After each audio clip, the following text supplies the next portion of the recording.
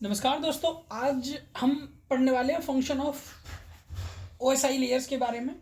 OSI layers को one by one discuss करेंगे। OSI layer को डिस्कस करने के साथ साथ लेयर के कुछ इंपॉर्टेंट MCQs भी करेंगे ताकि किसी प्रकार का कोई प्रॉब्लम ना हो। तो चलिए सबसे पहले हम स्टार्ट करते हैं function of performed by physical layer. ठीक है, वीडियो थोड़ा लंबा होने वाला है तो इत्मीनान से आराम से बिना किसी रेस्ट के आराम से वीडियो को देखिएगा। अगर किसी भी तरह का कोई इशू हो तो ज़रूर कमेंट बॉक्स में कमेंट कीजिएगा। ठीक है, तो चलिए स्टार्ट करते हैं। सबसे पहले फंक्शन ऑफ पहले OSI लेयर की बात करते हैं। OSI लेयर आप सबको पता होगा। OSI layer it means open system interconnection layer. ठीक है, ये एक ओपन सिस्टम इंटरकनेक्शन मॉडल एक ऐसा मॉडल है जो किसी भी तरह के कम्युनिकेशन को परफॉर्म करने के लिए कैपेबल है। इसको जो डेवलप किया गया था वो सब कुछ हम ऑलरेडी डिस्कस कर चुके हैं। आज हम जो डिस्कस करने वाले वो सिर्फ यही है कि ये डेवलप कब हुआ और किस तरीके से ये फंक्शन करता है। तो चलिए स्टार्ट करते हैं। सबसे पहले फंक्शन ऑफ फिजिकल लेयर की बात करते हैं तो पहला जो फिजिकल लेयर का फंक्शन है बिट बाय बिट ट्रांसमिशन, मतलब bit by bit transmit data को ट्रांसमिट करना। फिर उसके बाद है कोडिंग एंड डिकोडिंग। सेकेंड है single transmission, modulation and demodulation. उसके बाद ट्रांसमिशन ऑन मॉड्यूलेशन और मॉड्यूल कंट्रोल। ये कुछ फंक्शंस हैं जो OSI लेयर परफॉर्म करती है। नेक्स्ट आगे बढ़ते हैं। ठीक है, अब step by step bit by bit transmission का देखिए, ये डेटा लिंक लेयर है। ठीक है, टू डेटा लिंक लेयर मतलब एक लेयर से दूसरी लेयर तक जो डेटा ट्रांसफर होता है बिट बाय बिट ट्रांसमिशन होता है। जैसे ये लिखा है 100 100। ठीक है, 1000 1000 1000 1000 और 111, यानी एक लेयर से जो दूसरी लेयर में ट्रांसमिशन होता है बिट बाय बिट ट्रांसमिशन, उसको हम कहते हैं। चलिए नेक्स्ट देखते हैं। नेक्स्ट जो है वो एनकोडिंग की बात की जा रही है। ठीक है, ये एम्पलीट्यूड है, ये 0 फिर फ्रीक्वेंसी 1 फिर 0 फ्रीक्वेंसी फिर 1 फिर 0 फ्रीक्वेंसी फिर 1 फिर 0 फ्रीक्वेंसी। इस तरीके से ये कोडिंग एंड डिकोडिंग होती है। थोड़ा डिटेल में आप एक बार पढ़ लेते हैं। एनकोडिंग सिंगल ट्रांसमिशन को भी एक बार देख लेते हैं। लिखा it is responsible for converting data into a signal analogue to digital. Single transmission जो रिस्पॉन्सिबल होती है वो कन्वर्ट करने के लिए डेटा को सिग्नल्स में, जो एनालॉग या डिजिटल सिग्नल दोनों में से कोई सिग्नल भी हो सकता है। For transmission and decoding this signal to receiver and. Transmit तो करेगा, साथ ही जो दूसरा एंड है वहाँ ये ट्रांसमिट करने के साथ साथ रिसीवर के एंड भी इसको डिकोड करेगा। ठीक है, बढ़ते हैं नेक्स्ट क्वेश्चन को। जब मॉड्यूलेशन और डीमॉड्यूलेशन, एक डिवाइस होती है जो अक्सर कर जो लैंडलाइन फ़ोन है उनमें ऑलरेडी प्री इंस्टॉल समझिए, प्री असेंबल समझिए। ठीक है, वो होती है, उसका काम होता है मॉड्यूलेशन और डीमॉड्यूलेशन का। मॉड्यूलेशन मतलब डेटा को एनालॉग से डिजिटल में ट्रांसफर करना, डीमॉड्यूलेशन मतलब डिजिटल से एनालॉग में ट्रांसफर करना, जो कि यहाँ आपको क्लियर कट दिख रहा होगा। डेफिनेशन पढ़ लेते हैं। Modulation is the process for modifying carrier signal properties, amplitude, frequency, phase for transmission over the communication medium. ठीक है, अब बढ़ते हैं नेक्स्ट स्लाइड की ओर। अब नेक्स्ट स्लाइड में data control. Physical layer control the speed of transmission ensuring the sender and receiver can handle the same data rate. मतलब physical layer एक ये काम भी करती है, जैसे मान लो लेयर 1 से लेयर 2 के लिए डेटा ट्रांसफर हो रहा है तो फिजिकल लेयर ये इंश्योर करे कि इतनी स्पीड इस लेयर 1 के अंदर डेटा ट्रांसमिशन की होनी चाहिए, उतनी ही डेटा 2 की होनी चाहिए, ताकि जो डेटा की स्पीड है या डेटा ट्रांसमिशन रेट है वो मेंटेन रहे और डेटा इजीली ट्रांसफर हो, किसी तरह का कोई इशू ना हो। ठीक है, बढ़ते हैं नेक्स्ट स्लाइड की ओर। नेक्स्ट स्लाइड में आपका एक क्वेश्चन है, इस क्वेश्चन को आप देख सकते हैं। Physical layer, data link layer, network layer, transport layer, 4 हमारी लेयर दी गई है। इनका मैचिंग बेस्ड क्वेश्चन है। लिखा है पॉइंट नंबर 1 है transferring A raw bit into form the frame for transmission, control and monitoring the subnet transmission over the raw bit over the communication channel, datagram transmission data through the connection oriented connectionless user datagram. ठीक है, ये question definitely मैं छोड़ता हूँ आप पर, क्योंकि हमने इतना अब तक डिस्कस कर लिया। इट मीन्स आप समझिए कि ये आपका होमवर्क क्वेश्चन। ठीक है, अब बढ़ते हैं हम नेक्स्ट स्लाइड की ओर। नेक्स्ट स्लाइड में कुछ और इंपॉर्टेंट क्वेश्चन उनको भी डिस्कस करेंगे। अब बात करते हैं फिजिकल टोपोलॉजी के बारे में। Physical topology describe by the physical arrangement of the device and cables in the network. Let us take a look for the different type of physical topology. मतलब अब हम समझेंगे टोपोलॉजी, एक स्मॉल नेटवर्क होता है, उसको किस तरीके से फिजिकली डिवाइस को अरेंज किया जाता है, उनको समझेंगे। ठीक है, हमने फिजिकल टोपोलॉजी तो पढ़ ली, अब हम पढ़ते हैं टोपोलॉजी के मेन पार्ट्स के बारे में। पॉइंट टू पॉइंट टोपोलॉजी मतलब एक डिवाइस से दूसरी डिवाइस में पॉइंट टू पॉइंट डेटा को ट्रांसफर करना, पॉइंट टू पॉइंट टोपोलॉजी के एग्जांपल है। नेक्स्ट क्वेश्चन की ओर बढ़ते हैं।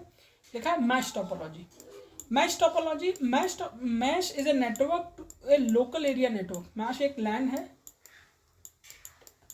आई थिंक लैन आप समझते होंगे। लोकल एरिया नेटवर्क एक होता है वैन, वाइल्ड एरिया नेटवर्क एक होता है मैन, मेट्रोपॉलिटन एरिया नेटवर्क एक होता है आपका पैन, पर्सनल एरिया नेटवर्क। ये हम ऑलरेडी सारी चीज़ें ऑलरेडी डिस्कस कर चुके हैं। अब अगर कहते हैं तो मैं डिस्क्रिप्शन बॉक्स में इसका लिंक डाल दूंगा, वहाँ से आप इजीली से देख पाएंगे।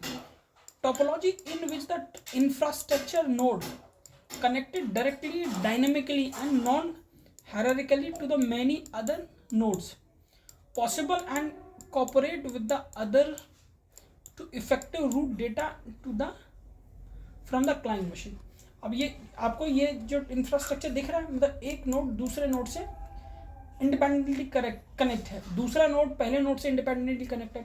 अगर आप गौर से इसके कैलकुलेशन को देखें तो कैलकुलेशन बनती है ny+1/2। मतलब हर एक नोड से कनेक्टेड है, यानी टोटल इस नेटवर्क में छः नोड हैं। आप देखेंगे तो 6 उसके पास ऑलरेडी कनेक्शन होंगे एक्सेप्ट खुद को छोड़ के। अगर वो खुद को छोड़ देते तो 5 कनेक्शन उसके पास होने चाहिए, 1 2 3 4 5, तो 5 नेटवर्क हो गया। तो इसी तरीके से मैश में केबल अरेंज होती है। ठीक है, बढ़ते हैं नेक्स्ट।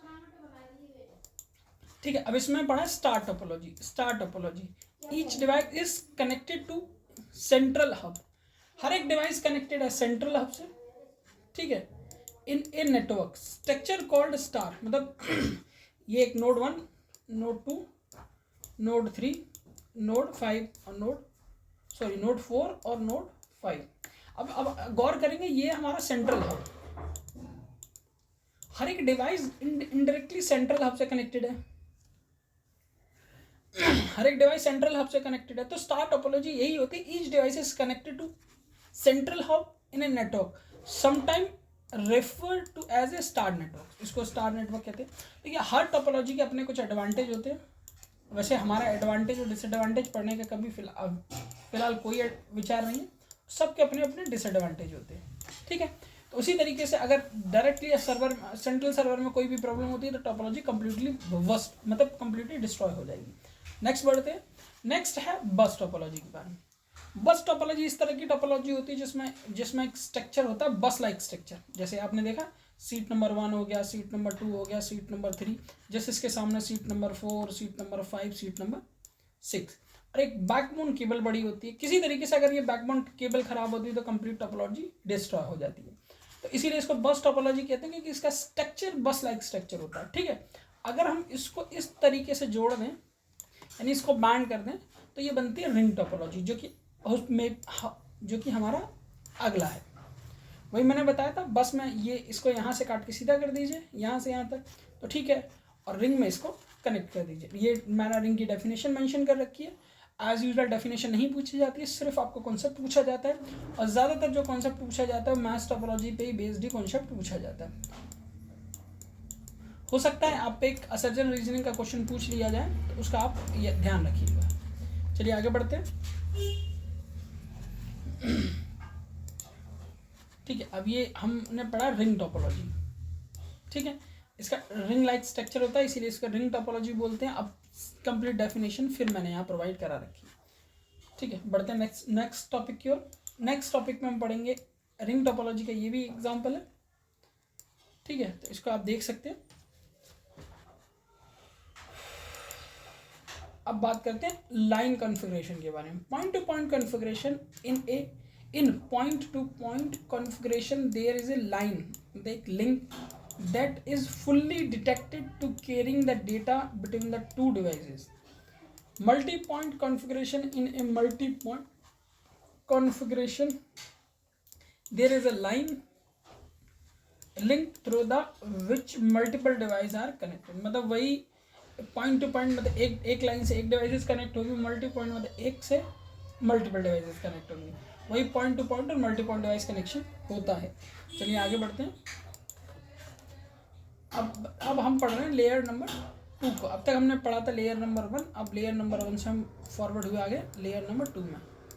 अब लेयर नंबर 2 में हम डिस्कस करेंगे डेटा लिंक लेयर को, जिसमें डेटा लिंक लेयर, ठीक है, को जिसको हम LLC भी बोलते हैं, लॉजिकल लिंक लेयर, इसका पहला पार्ट होता है, एक होता है, एक दूसरा पार्ट होता है, उसको भी हम डिस्कस करेंगे। फिलहाल हम लॉजिकल लिंक कंट्रोल लेयर यानी LL की बात करते हैं। It acts as an interface between the network layer and data link layer. ये इंटरफेस की इंटरफेस काम करता है, जो डेटा लिंक लेयर मतलब ऊपर वाली लेयर और नीचे वाली लेयर, इन दोनों के बीच में इंटरफेस का काम करता है। अब ऐसे समझिए, हर एक बिल्डिंग है जिसके 7 फ्लोर्स हैं, ठीक है, पहला फ्लोर दूसरे फ्लोर से कनेक्टेड है, दूसरा फ्लोर तीसरे फ्लोर से कनेक्टेड है। अब ये इनके बीच में अगर कोई होगा तो डायरेक्टली वो इंटरफेस का काम करेगा, वही ये काम करता है। Responsible for error detection and control, flow control, provide addressing and identification of network protocol IP and IPX, ensure the reliable communication by managing frame sequence and acknowledgement। मतलब अगर डेटा ट्रांसफ़र हो रहा है एक जगह से दूसरी जगह, ठीक है, तो पहली जगह ट्रांसफ़र हुआ वहाँ से एक्नॉलेजमेंट आना ज़रूरी है, उसको हैंडल करने का काम ये करता है। और जो फ्रेम ट्रांसफ़र हो रहे हैं वन डिवाइस मतलब एक लेयर से दूसरी लेयर में, उनका सीक्वेंस मेंटेन करना भी लॉजिकल लिंक लेयर का काम होता है। बढ़ते हैं नेक्स्ट की ओर। अब बात करते हैं फंक्शन की। तो पहला फंक्शन है फ्रेमिंग। फ्रेमिंग करना फंक्शन लॉजिकल लिंक लेयर का है, ठीक है। एरर डिटेक्शन करना, अब ये 3 तरीके से एरर डिटेक्ट होता है। एरर डिटेक्शन करना, करेक्शन करना नहीं, सिर्फ एरर को डिटेक्ट करना है। Parity checksum, single bit parity, multi bit मतलब single bit parity, double bit parity, checksum, CRC cyclic redundancy, ठीक है। Error correction, flow control, addressing, ये सारा काम इसी का होता है। नेक्स्ट बात करें तो फ्रेमिंग। अब फ्रेमिंग क्या होती है एक बार देख लीजिए। ये सेंडिंग मशीन है, ये रिसीविंग मशीन है। हमने एक डेटा पैकेट रेडी किया और डेटा पैकेट में 3 पार्ट्स होते हैं जो मेनली, एक होता है हेडर, एक होता है पेलोड फील्ड, एक होता है ट्रेलर, ठीक है। फिर हेडर, पेलोड फील्ड, ट्रेलर, मतलब ये सेंडिंग मशीन की साइड है, ये रिसीवर मशीन की साइड है। अब हो गया क्या, जब ये डेटा यहाँ से यहाँ तक भेजा जाएगा तो जो कनेक्ट होगा, टेलर कनेक्ट होगा हेडर से, उसके अकॉर्डिंग डेटा ट्रांसफर होगा। और पेलोड में मेन कंटेंट होता है जो डायरेक्टली ट्रांसफर होता है एक जगह से दूसरी जगह तक, ठीक है। आई थिंक फ्रेमिंग का कॉन्सेप्ट आपको समझ में आया होगा। अब बात करते हैं एरर डिटेक्शन की। एरर डिटेक्शन पैरिटी चेक के थ्रू किया जाता है। ये 2 तरह की होती है, सिंगल बिट और मल्टी बिट पैरिटी चेक। देखिए सेंडर ने सेंड किया 1000111, ठीक है। कंप्यूट किया पैरिटी बिट, हमने कंप्यूट करके एक पैरिटी बिट को ऐड किया ताकि हम एरर डिटेक्शन कर पाए। 1000111। अब आप सोचेंगे 1 ही क्यों ऐड किया, हम इन वंस को काउंट करते हैं, ठीक है। इन वंस को काउंट करने के बाद ही हम 1 को ऐड करते हैं। अगर ये 3 है तो हम 1 को ऐड कर देंगे तो टोटल 4 हो जाएंगे, मतलब